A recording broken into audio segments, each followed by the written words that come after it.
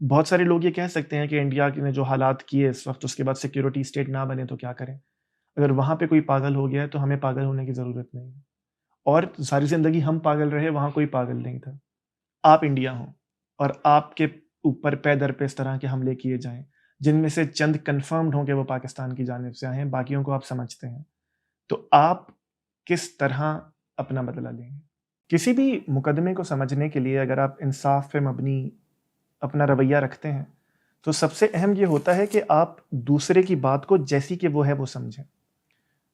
क्योंकि जब तक आप दूसरे की बात जैसी कि वो है नहीं समझ पाते, आप हकीकतन उसका एनालिसिस नहीं कर पाते। आप हकीकतन उस चीज़ का हल भी नहीं निकाल पाते। आज वीडियो का टाइटल है कि पाकिस्तान ने पहलगाम अटैक किया। इसको डीकंस्ट्रक्ट करने की कोशिश करते हैं। और ये ज़रूरी भी है कि अब जब जंग का बगल बजकर ख़त्म हो चुका, पाकिस्तान ने शुक्राने का दिल मना लिया, जो तनकीद इंडिया पे हो रही है वो हो रही है, मामला सेटल डाउन हुआ। अब ज़रा वो पंजाबी में कहते हैं ना, मेरी पंजाबी अच्छी नहीं है, कि अपनी मंजी तले डांग फेरते हैं। अब ज़रा अपने मामलात को देखते हैं। और हमेशा जब भी कोई ऐसा मामला हो कि जहाँ 2 अतराफ़ लड़ें, तो वहाँ असलियत की बुनियाद पे किसी का साथ नहीं देते कि मैं पाकिस्तानी हूँ और पाकिस्तान का साथ सिर्फ़ इसलिए दूँगा कि मैं पाकिस्तानी हूँ। जंग के मामले में ज़ाहिर है आप इस तरह खुलकर नहीं कह सकते, लेकिन बहरहाल अगर एक तरफ इंसाफ पे नहीं खड़ी और वो आपकी तरफ है, तो आपने बहरहाल इंसाफ पे कायम रहना है। आपने सच्चाई की ही गवाही देनी है। अब ज़रा इंडिया के मुकदमे को समझने की कोशिश करते हैं। इंडिया का मुकदमा क्या है? पाकिस्तान पे दर पे इंडिया में टेररिस्ट अटैक करवाता है, इंडिया में इन्फिल्ट्रेट करता है, पाकिस्तान में टेररिस्ट बसते हैं, पाकिस्तान उनको ट्रेन भी करता है, छुपा कर भी रखता है, स्ट्रेटेजिक डेप्थ के तौर पे इस्तेमाल भी करता है। और इसी तरह के कुछ एक्टर्स ने पहलगाम कर दिया। क्या अभी पहलगाम हुआ या नहीं, इसको 2 मिनट साइड पे रखते हैं। क्या पाकिस्तान की ये तारीख नहीं है? क्या हमारे आर्मी चीफ मुशर्रफ साहब ने ये ऑन रिकॉर्ड माना नहीं था? क्या अभी रिसेंटली हमारे फॉरेन मिनिस्टर और डिफेंस मिनिस्टर ने ये नहीं कहा कि ये हमारी तारीख रही है? तो सर आपने क्यों नहीं मूव किया? आप तो उस जमाने में ऑल पावरफुल थे। ये 2007 के बाद आपकी सियासी ताकत में कमजोरी आई, उससे पहले तो आप बड़े तगड़े थे, तो आपको तो मूव करना चाहिए था फौरन। हाँ, सही। ये इसका आंसर मेरे पास कोई खास नहीं है। और दैन वो जमाना और था जिसमें हमारी इंटेलिजेंस वाले इन्वॉल्व थे, उसमें टिट फॉर टैट हो रहा था बिटवीन इंडिया एंड पाकिस्तान। वो पाकिस्तान में बॉम्ब ब्लास्ट वगैरह करवा रहे थे, हम उधर करवा रहे थे। तो ये चलता रहता था सिलसिला उस जमाने में शुरू में। तो उस सिलसिले में इन्होंने कोई खास कार्रवाई नहीं की, तो मैंने भी इंसिस्ट नहीं किया। But you do admit, sir, that Pakistan has had a long history of backing and supporting and training and funding these terrorist organizations. Well, we have been doing this dirty work for the United States for about 3 decades, and West, including Britain. इनमें से कोई कुछ भी ना कहे। क्या हम नहीं जानते कि पाकिस्तान की ये तारीख रही है? क्या हम नहीं जानते कि 1965 में ऑपरेशन जिब्राल्टर से लेकर कारगिल तक कहाँ-कहाँ हमने इंटरवीन नहीं किया? कहने वाले तो ये भी कहते हैं कि मुंबई अटैक भी पाकिस्तान आर्मी ने करवाया। मेरे पास उसका सबूत नहीं है, तो उस पर मैं कुछ नहीं कह सकता, लेकिन बहरहाल ये इल्ज़ामात लगते हैं। तो पाकिस्तान की तारीख को देखते हुए, क्या ये पॉसिबिलिटी है, क्या ये मुमकिनात में से है कि पहलगाम अटैक में पाकिस्तान में से किसी का हाथ हो? मैं सिर्फ पॉसिबिलिटी की बात कर रहा हूँ। जंग खत्म हो गई, अपनी मंजी तले डांग फेरते हैं। क्या ये पॉसिबिलिटी है? और ये सिर्फ मेरा कहना नहीं है। मेजर आदिल राजा, जिनको मैं कतई क्रेडिबल सोर्स नहीं समझता, मैं कतई उन्हें कोट करने का कायल भी नहीं हूँ। लेकिन और इंसाफ का तकाजा यह है कि वो जैसी आई है वैसे सामने रख दी जाए। उनका कहना यह है कि चाइना के ज़रिए ये मामला करवाया गया आसिम मुनीर साहब को कहकर, क्योंकि चाइना डायरेक्टली नहीं लड़ता इंडिया से, लेकिन बहरहाल दोनों का मामला चलता रहता है और आसिम मुनीर साहब ने पहलगाम करवाया। इसके कुछ वजूहात पाकिस्तान की पॉलिटिक्स की भी थी, लेकिन इसको मिलिटरीली देखते हैं। उनका ये कहना अपने सोर्सेज़ की बुनियाद पर कहना, गो कि मैं उन्हें कतई तौर पे एतमाद के काबिल नहीं समझता, लेकिन इस तरह की आवाज़ें उठना और हमारी तारीख को देखते हुए मैं कतई तौर पे तैयार नहीं हूँ ये कह देने को कि पाकिस्तान ने ये नहीं करवाया। जिस तरह मैं कतई तौर पे ये नहीं कह सकता कि पाकिस्तान का हाथ इसमें था। मैं दोनों जुमले कतई तौर पे नहीं कह सकता। और ऐसे ही मौके पे आपकी और मेरी ये ज़िम्मेदारी है कि हम अब पाकिस्तान के मामलात को, पाकिस्तान इस्टेब्लिशमेंट के मामलात को, पाकिस्तान की आर्मी के मामलात को दिक्कत नज़र से देखें। हमारी अपनी तारीख का अलमिया ये रहा है कि पाकिस्तान ने ये किया है। अब अगर ऐसा हुआ है या होता रहा है, तो आप मुझे बताइए, गो कि मैं ये खुद कह चुका कि इंडिया को इंटरनेशनल बॉर्डर वायलेट नहीं करना चाहिए था, उसके पास ये कानूनी हक नहीं था दुनिया के कवानीन के हिसाब से।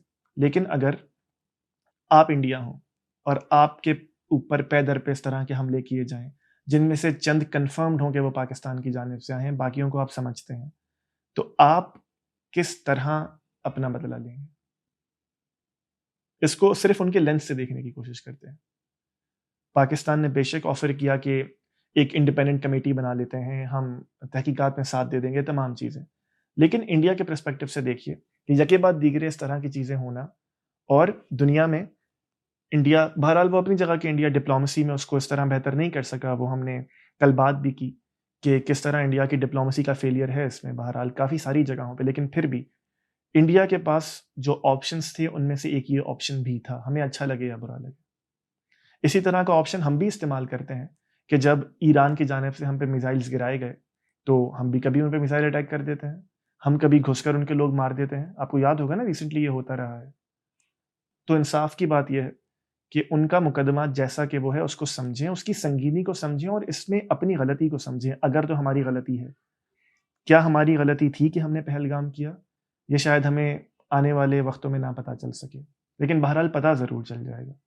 पता ना भी चले तो इशारे इस तरह के मिल जाएंगे कि आप और मैं एक मुस्तनद राय बना सकते हैं, क्योंकि हकीकत बहुत देर तक छुप नहीं सकती। यहाँ पे दूसरी तरफ, क्योंकि बात को समझने की कोशिश हम कर रहे हैं एक पाकिस्तानी होने की हैसियत से, एक इंसाफ पसंद होने की हैसियत से, कि ये प्रोबेबल नहीं लगता मुझे कि पाकिस्तान ने किया होगा। उसकी वजह यह है कि इंडिया में इलेक्शंस आ रहे हैं, इस तरह का कुछ कर देना मोदी साहब को, अपर हाउस के उनके इलेक्शंस आ रहे हैं, उन्हें स्ट्रॉन्ग करता है। पाकिस्तान में सिंध तास मुआहदे के अपने मसले चल रहे थे, पाकिस्तान में ये कनाल्स के अपने मसले चल रहे थे, इमरान खान साहब वैसे ही जेल में हैं, आसिम मुनीर साहब पे जितनी ले दे हो रही है वो तो होती ही रहती है जिस दिन से वो आर्मी चीफ बने हैं। अभी भी अगर कुछ उनकी पीआर के पॉइंट्स बढ़े हैं, कुछ उनके स्टॉक्स के पॉइंट्स बढ़े हैं इस सिचुएशन के बाद, लेकिन कितना, हफ्ता, 2 हफ्ता, 3 हफ्ते, 4 हफ्ते, महीना लगेगा कि बहरहाल पाकिस्तान फिर आसिम मुनीर साहब को उन्हीं नज़रों से देखेगा जिस तरह वो देखा करता था। शायद उसमें कुछ कमी आ जाए, लेकिन उसी तरह देखेगा। और आसिम मुनीर साहब बहरहाल कानून पास करवा चुके हैं कि अब वो हयात ही ऑलमोस्ट हमारे आर्मी चीफ हैं। तो इस सिचुएशन में इस तरह का एडवेंचर प्रोबेबल नहीं लगता। अब जबकि ये जंग ख़त्म होने को आई और जबकि इंडिया की डिप्लोमेटिक फेलियर्स की बात भी कर ली, पाकिस्तान को इस वक्त मिली नगमे भी याद आ रहे हैं, आर्मी से मोहब्बत भी बहुत है, खान साहब भी बैक बर्नर पे चले गए, कैनाल्स भी बैक बर्नर पे चली गई, हमें लोन भी मिल गया। ये बात करने की ज़रूरत क्यों है? ये बात करने की ज़रूरत यूँ है कि अगर आप पाकिस्तान की तारीख को देखिए और पाकिस्तानी होने की हैसियत के बगैर देखिए, एक छोटी सी तारीख ड्रॉ करते हैं और समझने की कोशिश करते हैं। एक ऐसा मुल्क जिसको मैं ये समझता हूँ, मैं अपनी बात कर रहा हूँ आपसे, कि जो एक फॉल्स नैरेटिव पे बना, मज़हब को सियासी तौर पे इस्तेमाल करके बना। इश्तियाक अहमद साहब की इस पे रिसर्चेस, वर्बैटम बातें मौजूद हैं कि किस तरह ब्रिटिशर्स ने इसको बफर स्टेट के तौर पे बनाया। खैर, अच्छा बना, बुरा बना, बन गया। बनने के फ़ौरन बाद इसने डेमोक्रेसी की इज़्ज़त नहीं की। हमारी इज़्ज़त तो क्या करते, जिसने बनाया उसकी इज़्ज़त नहीं की, बाबा कौम की इज़्ज़त नहीं की। किस तरह वो मार दिए गए या मर गए आपके सामने, मेरे सामने है। उनकी बहन फ़ातिमा जिन्ना, उनको रेडियो पाकिस्तान पे स्पीचेस नहीं करने दी गई, उनकी स्पीचेस तक सेंसर होती रहीं। आगे चलिए, जब उनको इलेक्शंस की बारी आती है, पहले martial law administrator Ayub Khan साहब इलेक्शंस में धांधली करके हरवा देते हैं। और चलें, हरवाएं ना हरवाएं, अयूब खान साहब के साथ भी काफ़ी लोग थे। उन सब लोगों का हकीकत के साथ, डेमोक्रेसी के साथ खड़े ना होना एक अलार्म तो रिंग करता है।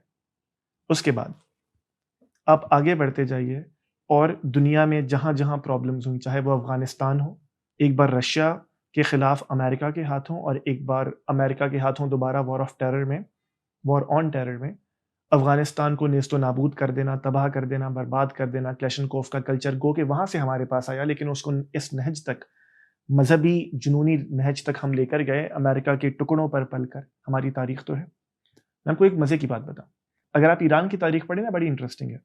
शाह ईरान के ख़िलाफ़ जब मार्चेज़ हुए और लिटरली पहला इनकलाब आया ईरान में, सोशलिज़्म का इनकलाब, डेमोक्रेसी का इनकलाब, मोहम्मद मुसद्दिक़ साहब का। उसके बाद उनके खिलाफ कू कर दिया गया। वो एक बहुत अच्छी केस स्टडी है कि किस तरह कूज होते हैं दुनिया में, किस तरह हुकूमतें काम करती हैं फॉरेन ताकतों को गिराने के लिए।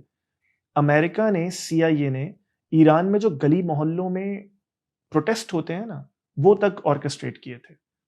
कौन से मौलवी को किस वजह से क्या बात करनी है, वो तक CIA ने ऑर्केस्ट्रेट किए थे, इस लेवल तक कि ईरान में वो कू हो जाए। और वुड यू बिलीव कि अमेरिका के बाद वो प्लानिंग कहाँ बैठकर हुई थी? पाकिस्तान में, कराची में। जाइए देख लीजिए, सर्च कर लीजिए। उसके बाद आप दुनिया में देखिए पाकिस्तान का क्या कंट्रीब्यूशन है दुनिया में पॉलिटिकली।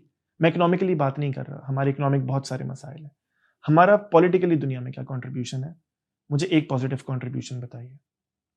अगर न्यूक्स की बात आती है तो वो भी किस तरह हमने स्मगल करके, किस तरह चोरी की बुनियाद पर, किस तरह इंटरनेशनल लॉ वायलेट करके बनाए। बेशक रिटेलिएशन में बनाए इंडिया की, लेकिन बहरहाल हमने वहां भी इंटरनेशनल लॉ की इज्जत नहीं की। अफगानिस्तान की बात हम आपसे कर चुके।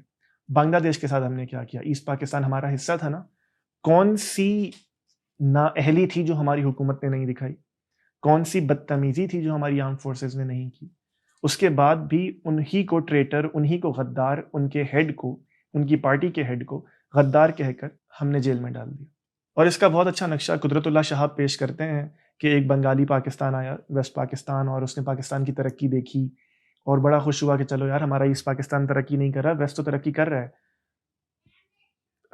इकोनॉमी की रेल पेल देखी, लोगों के अच्छे हालात देखे, बड़ी बिल्डिंग्स देखी, और फिर उसने कहा कि मैं इसी ज़मीन पर, मेरी ज़मीन है ना, सजदा शुक्र बजा लाऊंगा।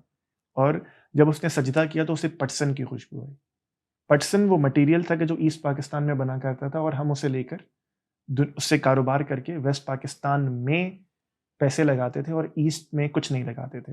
आपको याद होगा, हसन निसार साहब इसकी काफ़ी बार रेफरेंसेस देते हैं कि जब पहली एड आ रही थी अमेरिका से पाकिस्तान के लिए, तो कुछ टॉयलेटरीज का सामान था। कैबिनेट में जो हमारे पास बंगाली मिनिस्टर्स थे, उन्होंने कहा कि इसको इक्वल रेशो से डिवाइड होना चाहिए, ज़रा दोनों मुल्क के हिस्सों को मिले। तो एक मिनिस्टर ऑन रिकॉर्ड है, उन्होंने कहा कि तुम क्या करोगे, तुम तो जाओ किसी, तुम्हारी कौम, और तुम तो जाओ किसी केले के झाड़ के पीछे ये मामला कर लेना। और क्योंकि मुझे ये बात याद आती है, तो फिर मुझे ये भी याद आता है कि इसी मुल्क ने जोगेंद्र नाथ मंडल, जो हमारे पहले वजीरे कानून थे, उनके साथ क्या किया? उन्हें इंडिया वापस जाना पड़ा। ऑब्जेक्टिव रेजोल्यूशन के बाद उनके जो कमेंट्स हैं वो पढ़ने से ताल्लुक़ रखते हैं, किस तरह उन्हें, उनकी कौम को, उनकी उमंगों को धोखा दिया गया। बहरहाल इस पूरी सिचुएशन में पाकिस्तान की तारीख को मद्देनज़र रखते हुए, पाकिस्तान के हाल को मद्देनज़र रखते हुए, डिप्लोमेसी का, इंटरनेशनल रिलेशंस का, और हर चीज़ को अपने मुफाद के लिए इस्तेमाल करने का, मैं ताकतवरों की बात कर रहा हूँ, ज़ाहिर एस्टेब्लिशमेंट की, हर चीज़ को अपने मुफाद में इस्तेमाल करने का, ये जो हमारा ट्रैक रिकॉर्ड है, हमारा जो दुनिया में अनसर्टिनिटी बर्पा करने का ट्रैक रिकॉर्ड है, ये मुझे बहुत मजबूर करता है कि मैं पाकिस्तानी, गो कि हम ये जंग शायद जीत चुके, या सीज फायर हो गया, या अच्छे हालात हो गए, मुल्क से बहुत मोहब्बत है, आर्मी की बहुत रिस्पेक्ट है।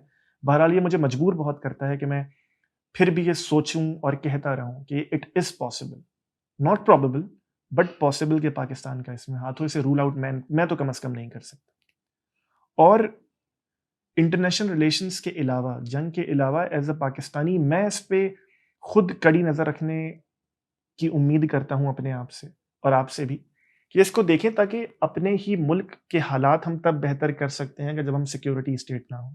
और हम सिक्योरिटी स्टेट कब नहीं होंगे?